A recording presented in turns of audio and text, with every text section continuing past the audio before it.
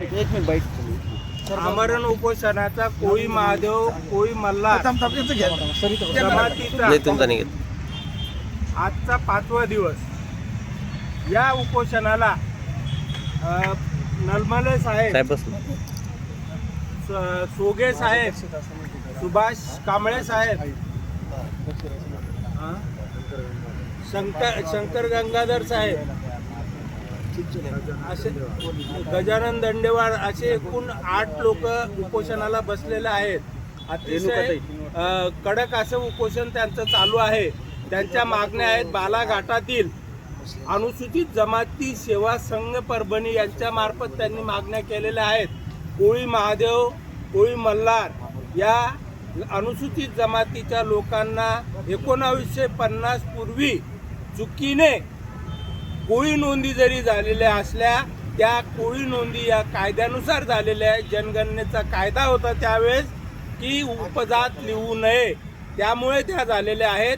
आणि त्या न बघता त्या दुर्लक्षित करून त्यांच्या नंतरच्या कोळी महादेव कोळी मल्हार या नोंदी ग्राह्य धरून त्यांना जातीचे प्रमाणपत्र सगळ्या प्रांत अधिकाऱ्यांनी मराठवाड्यातील यांनी द्यावे, ही या उपोषणकर्त्याची पहिली मागणी आहे.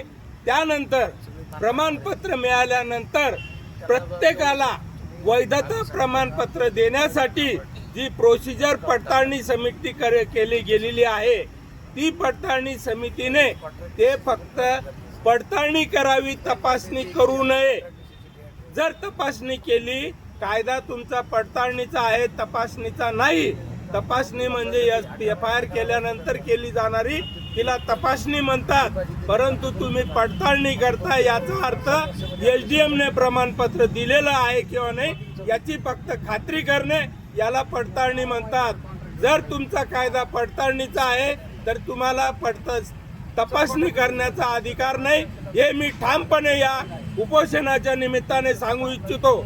आणि पडताळणी समितीला सुद्धा आव्हान करू इच्छितो की त्यांनी तपासणी न करता पडताळणी करावी.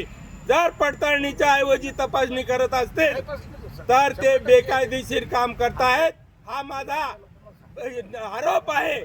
आणि त्यांनी तो आरोप मी त्यांना सिद्ध करून दाखवू शकतो की हा आरोप माझा खरा आहे किंवा नाही, खोटा आहे. त्यांनी फक्त पडताळणी करावी, हेच त्यांचं काम आहे. कायदा पडताळणीचा आहे, नियम पडताळणीचा आहे. त्यांनी पडताळणी करावी, इन्व्हेस्टिगेशन करू नये, व्हेरिफिकेशन करावं, हे माझं म्हणणं आहे. जर पडताळणीने या विरोधात प्रांताने दिलेलं प्रमाणपत्र, एक लक्षात घ्या, प्रांत रेव्हेन्यूचा कलेक्टरने दिलेले अधिकार त्याला दिलेले आहेत, पॉवर डिलिगेशन त्याला केलेली आहे, म्हणून तो कलेक्टरची पॉवर वापरून प्रमाणपत्र इश्यू करतो. म्हणून ते प्रमाणपत्र कलेक्टरने दिलेलं आहे असं गृहीत धरून त्यापेक्षा उच्च दर्जाच्या अधिकाऱ्यानं, पडताळणी समितीत असलेला उच्च दर्जाचा अधिकारीनं ते प्रमाणपत्र वैध करावं किंवा अवैध करावं, तरच त्याला अधिकार आहे. नाहीतर त्या खालच्या व्यक्तीला तो अधिकार नाही. माझा या पडताळणी समितीवर बिलकुल विश्वास नाही. जय हिंद, जय महाराष्ट्र. परत एक दुसरी विनंती आहे.